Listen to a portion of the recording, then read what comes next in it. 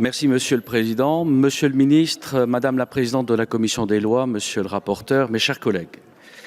Après une commission mixte paritaire où nous avons travaillé de manière constructive avec des parlementaires du Sénat, je me réjouis que nous apprêtions à adopter ce texte relatif à l'engagement dans la vie locale et la proximité de l'action publique.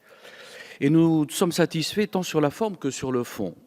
Sur la forme d'abord, nous tenons à exprimer notre satisfaction concernant le déroulement des travaux sur ce texte tout au long de son examen depuis la commission, en séance publique et enfin en commission mixte paritaire. Nous avons eu des débats de grande qualité, apaisés et constructifs. L'ensemble des sensibilités et des opinions des deux assemblées a été entendu. Et ce résultat est le fruit d'un travail d'écoute et d'échange, tant de la part du rapporteur de l'Assemblée nationale que de celui du Sénat, mais également du ministre et de son cabinet. Sur le fond, ce texte était très attendu dans nos territoires. Son ambition est claire, proposer des simplifications, des assouplissements, afin de fluidifier les relations entre les intercommunalités et de conforter les pouvoirs de police du maire.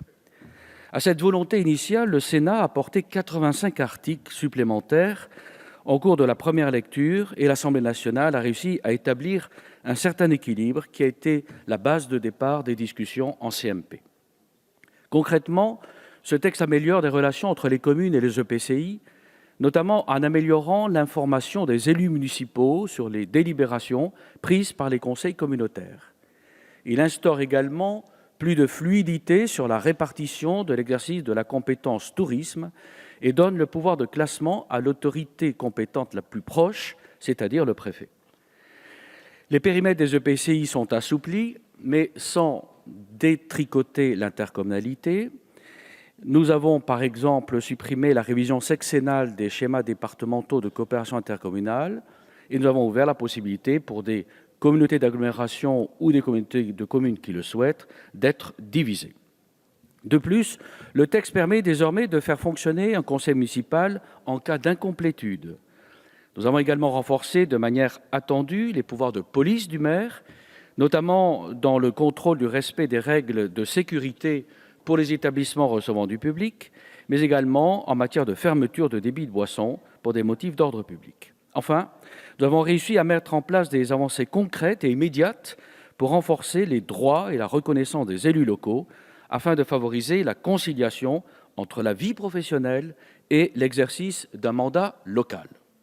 Sur l'ensemble de ces mesures, nous sommes aisément parvenus à un consensus. D'autres dispositions ont été réécrites pour parvenir à un compromis avec le Sénat. Ainsi, des ajustements ont été apportés au texte pour le pacte de gouvernance, avec notamment l'avis qui sera donné par les conseils municipaux et à la conférence des maires, qui pourra, le cas échéant, être réunie 4 fois par an au lieu de 2. Au cours de la CMP, nous avons également acté la suppression de la catégorie des compétences optionnelles. En effet, c'est assez logique dans la mesure où il n'en restait finalement plus qu'une seule compétence optionnelle.